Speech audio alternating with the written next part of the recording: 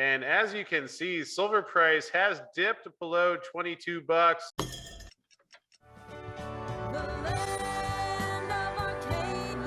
Well, hello there, my friends. Chris Marcus here with you for Arcadia Economics. Welcome on in for tonight's video, where we're going to be digging into how the price of silver fell below $22 at the very tail end of Memorial Day weekend as the banks continue to cover short positions. Although before we dig in, I'd just like to wish everyone a happy Memorial Day. Hope everyone is out there celebrating safely. Thank you to everyone who supported with their lives or freedom to defend the country. Certainly gives quite an appreciation for the ability to be free and do the things you want. And hope you all just had a great Memorial Day weekend. And with that said, quick note, thank you to Blackrock Silver for bringing us tonight's episode, where we will dig into the silver price and some of the recent developments in the market. I'm recording this one late Monday night, May 30th. And as you can see, silver price has dipped below 22 bucks right around the close here.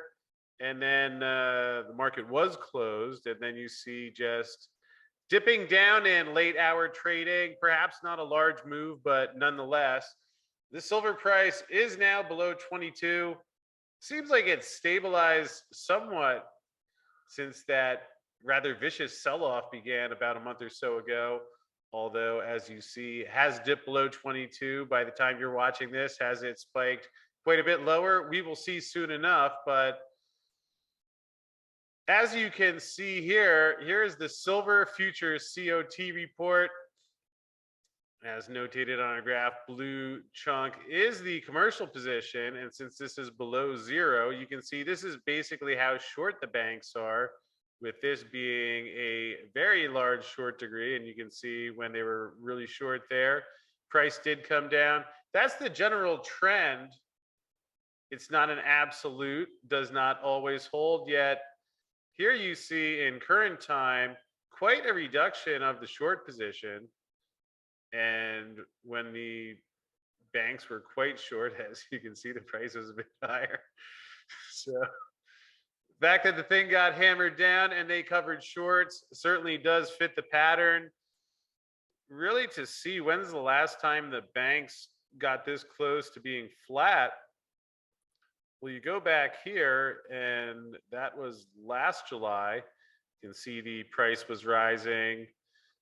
And again, you can see here where they were very short, price did come in.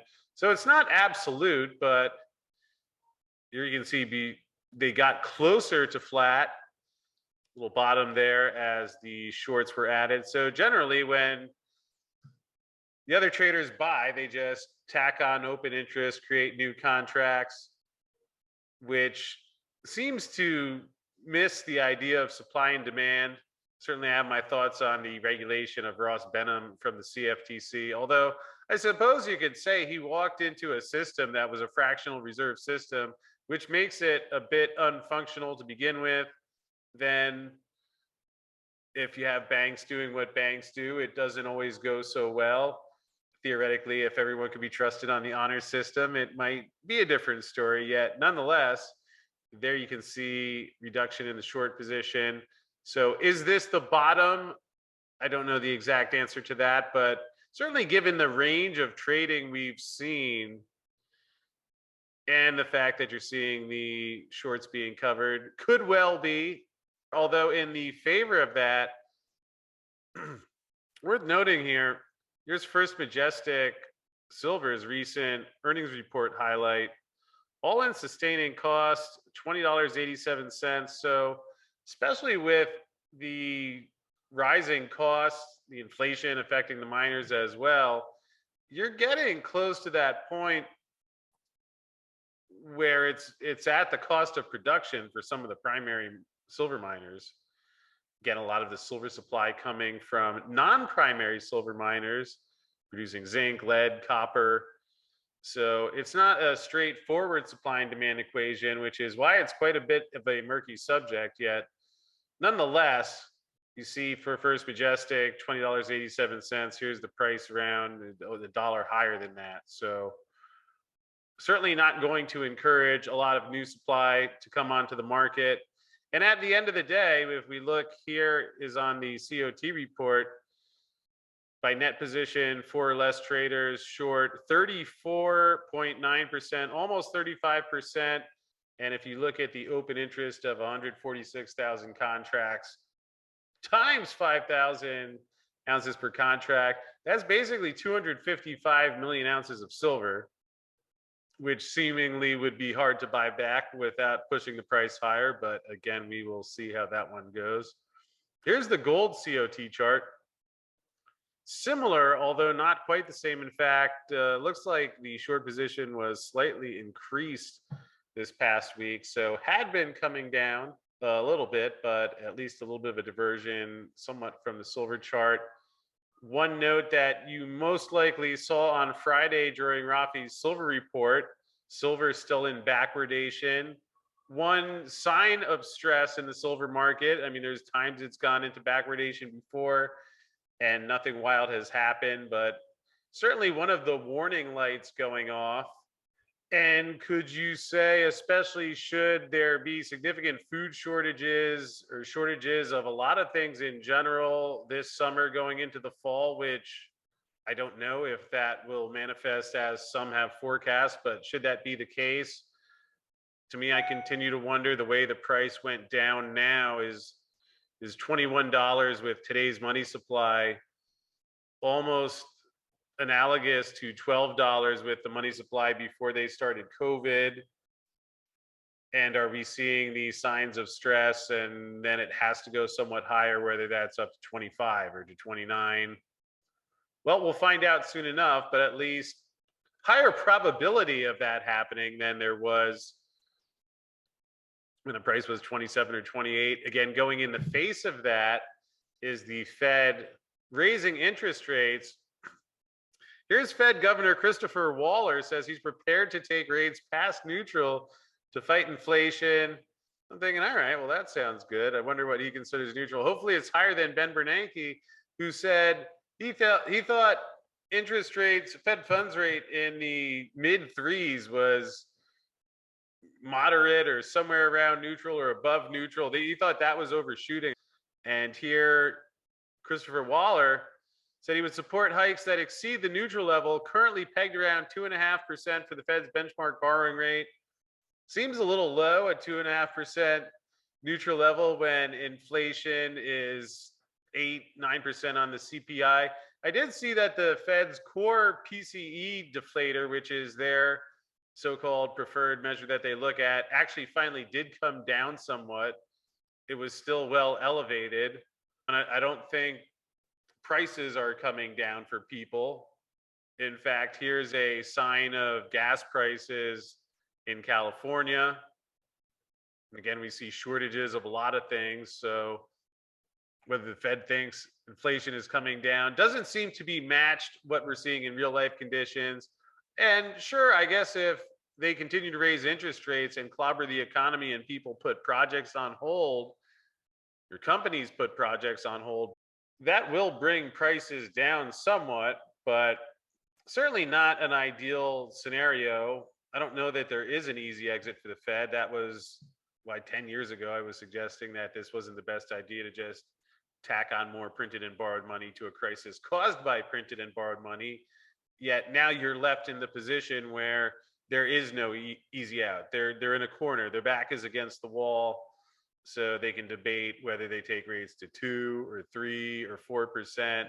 Yet what I think they'll really run into is the issue with the mortgages, where even though the rates have come in recently, you see 30-year fixed rate fell to 5.1%. This was May 26th, so just a few days ago. Whole host of things that become problematic, especially for whoever is holding that paper as the rates go up. And we will find out more about that. Fed meeting in just over 2 weeks, June 14th to 15th. Believe it'll be a half-point hike. We'll see if there's some surprise in there. I've heard people talk about 75 basis points. It will be interesting to see how the stock market responds in either case to that, as well as gold and silver. Another market we'll keep an eye on here is the crude oil future. You see the crude oil spike March 7th. This was amidst the escalation of the war in Ukraine. Been a bit choppy since then. Here it went up to almost, I think it hit 124, then back below 100, and now rising again, not far off that peak. Interesting in particular because gold and silver also both spiked at that same time. As you can see here, March 7th, there's gold. That was the day that it hit that new all-time high according to some charts. And you see silver back up there close to $27 and has been quite a different story since then. You do have some factors going against gold and silver in the rising interest rates. But again, based on some of the bank positioning, are there many more contracts left to sell? We will find out. Although, at least in terms of one metric, what would gold and silver theoretically be worth? Again, I will preface this with this is a big theoretical, yet I was listening to this interview with Jordan Roy Byrne and Patrick Kareem. And Jordan does mention a calculation on the gold price that I thought was interesting. So we'll play a little snippet of that here. If you look at the monetary base and you look at the percentage of how much the gold is backing of the monetary base, like in 2008, that got to almost 30%. Like it was really close to 30%. And right now it's backing like, I think it's backing about 6% or maybe 5%.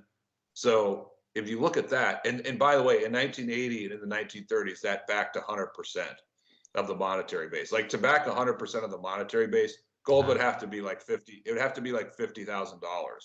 Which, when you actually look at the numbers, is not really unreasonable. I've seen a whole variation of calculations, some higher than that. Again, when you factor in that Dr. Mark Skidmore, Catherine Austin Fitts have found, I believe it was up to 145 trillion of missing money from the Pentagon and the Department of Housing and Urban Affairs. It's hard to really know what is the true money basis out there. But again, we're not on a gold standard, although interesting that we are now in the ballpark when you think about Russia recently invoking gold to back their currency, and given the delicate situation there, not insignificant in my opinion. Lastly, for anyone who's feeling the pain of the recent silver sell-off, I did have a little note here. I was watching Andrew Pollard of Blackrock, who I might add, brought us tonight's episode. This was a presentation he recently did. He was talking about the Tonopah Silver District and had an interesting note about a previous silver sell-off. So we'll take a quick listen here. In about 30 good years, the district produced 174 million ounces of silver and 1.86 million ounces of gold. But the most exciting thing about that is it was only from 7.5 million tons. High-grade bonanza stuff. Now, this district didn't peter out naturally. It's second only the Comstock lode in Nevada in terms of silver production, but the Comstock petered out after about 20 years. Tonopah didn't peter out. Tonopah became dormant because precious metals prices tanked in the mid-1920s. They went from about $1 an ounce silver down to about 25 cents an ounce by the 1930s, and it sent everything in the district belly up. So there you go, from $1 to 25 cents, 75% reduction. Imagine if that had happened with the silver price. Yet in today's environment, with the way cost of everything are going up with the Fed's printing press, and especially with what seems inevitable in a Fed reversal, I don't think we're going to see silver down at $7. So in either case, that is today's silver news. Thank you at home for being here. Hope you found this helpful. Thanks to Andrew Pollard and Blackrock for bringing us tonight's episode. And if you'd actually like to hear the whole presentation he did recently at the Metals Investors Forum, well, that one's coming your way now.